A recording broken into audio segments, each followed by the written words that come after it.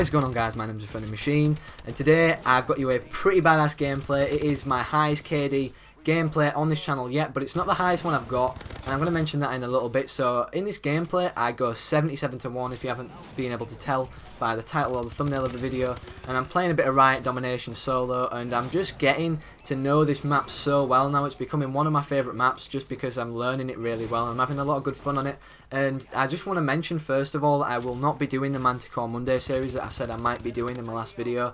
I'll definitely be doing the shout out Saturday videos where I shout one of you guys out per week who I think deserve a shout out to grow your channel a little bit more, because my channel, it's growing more than it did before now. It's growing significantly more, and I want to thank every one of you guys for that yet again, because every time I mention you guys and me growing, I think I need to thank you because you guys are awesome for that. But I'll be doing the shout out Saturday series, just not the Manticore Mondays, because I don't see the need to do it since I post all my best gameplays anyways. So it just wouldn't really make sense, because Monday's a bit of a hectic day for me anyways. It's the start of a new week, and Mondays, no one likes Mondays anyways. So today what I want to discuss is a few controversial things about the game that a lot of you might agree or disagree with me on, but these are just my opinions, and I wanted to make it in a video because I wanted to know if you guys especially, this is kind of why I made it as well, I want to know if you guys, your thoughts on each one of these things. So besides watching a really high KD gameplay today, which is a bit longer than my average video, it's about 9 minutes long, 10 minutes long, the gameplay, I want to know if you guys in the comments what you think about the things I'm going to discuss. So getting right into it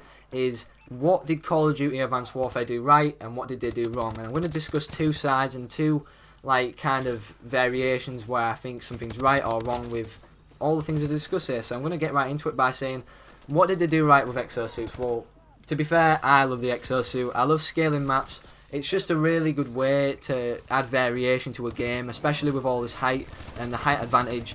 But at the start of the game, I'll admit, I didn't like the exosuit because this game, honestly, it doesn't rely on an awful lot of gun skill. I mean, it relies on exo skill. And what I mean by that is where you can dash around the map, and how you perform with your exosuit, how you perform with your exosuit tends to depend on how well you play, how well you do, because you do die quite quickly, and if you're accurate from other Call of Duties, then you've got it made for you. If you can use your exosuit to scale the maps, get to power points on the map like I'm doing here on Riot, as you can tell that I am on top of the roofs quite a lot in this gameplay, either if I'm at the A flag or at the C flag. I like to have that height advantage because no one likes looking up at someone shooting you when they're looking down on you from below like me. It's pretty intimidating, and that is a really good factor of what I like to do when I'm slaying people down on the map Riot. I just think it's a really good thing overall. But what I want to know as well is, will they have to continue a weird tradition of adding some sort of thing that isn't really a flair of Call of Duty into the next Call of Duty? And what I mean by that is, well, think about it. Every other Call of Duty didn't have anything like this. This is a completely new way to play the game. This has changed Call of Duty forever, no matter how it might change back or how it might go forward. This has been the step that's really put the spanner in the works, where it's either change it for the good or the bad. And I want to know what that factor of change might be, because I honestly don't know if it'll be good or bad, because if we don't have exosuits in the next COD, we might have to, we might have to completely learn our old playstyle again, or they might change it even more again. So we don't know about that, but I really like the exosuits for the time being now. I'm just saying, will they bring an exosuit back, or will they add something completely different into the next Call of Duty game? Let me know down in the comments about like all of these things, like I said. But secondly of all, supply drops. Right, supply drop, I just want to mention there, that is where I get punched. Don't know how it happened. On my screen, when I was shooting him there, I got 4 hit markers. Should have been enough to kill him. I'm just saying, I just couldn't get my head around that death at all. I just couldn't do it. But secondly, like I said, supply drops. So supply drops, I think they're a really good thing to have in Call of Duty, and I think it's really fun getting them, because sometimes you get them when you die. Well, most of the times you get them when you die, and you're like, oh yeah, I got rewarded, even though, I tried not to die there, and I tried, and I got a supply drop for it, so I must have done something right? So when you get them, you kind of like, oh, I want to open it and hopefully I'll get a good gun. That never seems to happen for me ever, and it never seems to happen for me even getting a supply drop on my other account. As you know, this is my gameplay account, my Friendly Machine account, where I go for gameplays, I go for whatever I can do, best I can for you guys. I just stay level 50, get attachments for all the guns, and go for gameplays with different guns, and I just generally have a lot of fun doing it that way, because I like to prestige on my other account. I don't like to kind of stay around and stay at a rank, because I've got a very high KD on that account and it's hard to get gameplays anyways. But on this account it's just kind of a little bit more chilled. It's not reverse boosted, but it's just a little bit more chilled than it usually is on my other account. It gives me that little bit of leeway to when I'm actually going for these gameplays. So supply drops are a little bit more of a reward on the other account, but yet again I don't get anything. I haven't even got one elite gun on my other account that I actually want to use. Every one of them that I've got is a shotgun. I don't know why. They like giving me MK14s and shotguns. I don't know why I've got 2 elite MK14s, but that gun for me, we just don't get along, me and the MK14. I mean, I'm not a big fan of burst fires, and I'm not a really big fan of semi-automatic shot rifles either, especially as weak as the MK14. And I've got one that has like +2 damage, and it still does nothing.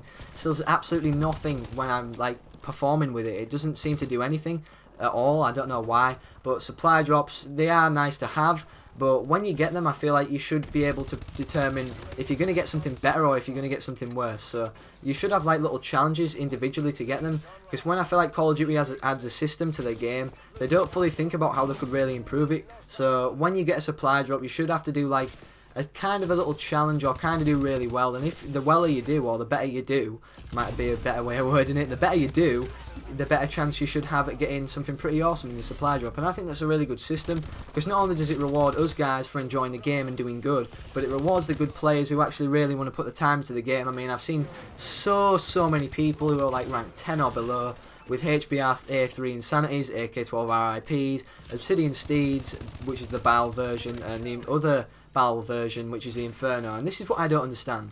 On this account, I was ranked 32 when I got my BAL Inferno. 32. And apparently the odds of getting something better in a supply drop, the higher rank you are. So I was ranked 32, and on my other account I stayed 8th prestige, rank 50 for so long. I didn't get anything good, so I don't know about that little system, but I'd just like them to add something to reward the better players and the people who put more hours into the game and just generally overall play the game more and put more time into it, because I feel like them players aren't getting as much luck as they should be, because you get supply drops actually for dying more. So rather than dying more, can we get supply drops for doing better at the game, or can we have like a little bit of micro DLC where we can buy them or anything like that, or get them in any different way?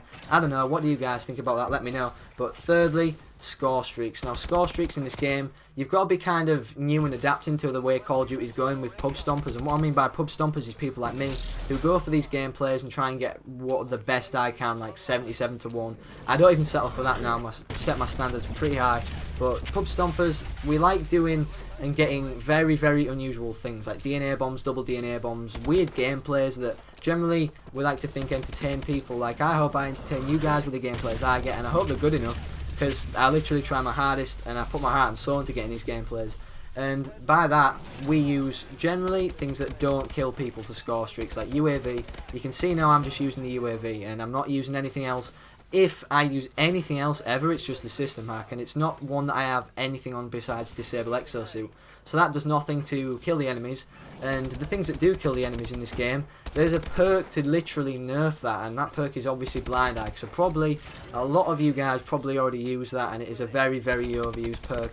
That and peripherals are probably the best 2 perks for perk 2 tier, because they just generally reward you and keep you out of them situations and keep you aware of what's going on around you, and generally make you feel more comfortable at moving around, because peripherals is a bigger radar, and Blind Eye, you can't be seen by controllable and uncontrollable score streaks, because it's hard in this game to see people when you're in the Warbird or the Paladin when they're not having that little red square around them when they have Blind Eye. And I generally think that if you're an old school Call of Duty player and you like helping out your team, you like getting in them, you know, you like to think, oh, I'm going to get in my chopper now, even though it's not a chopper anymore, it's not a chopper gunner like Modern Warfare 2.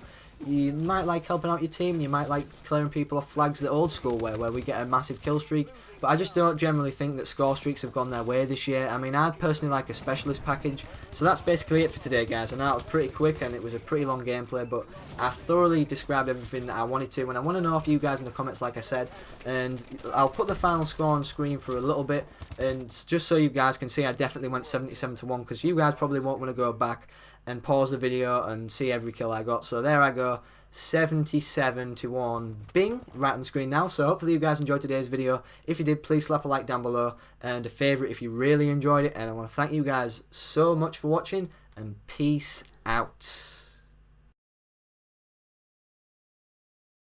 I'm not holding back for anyone.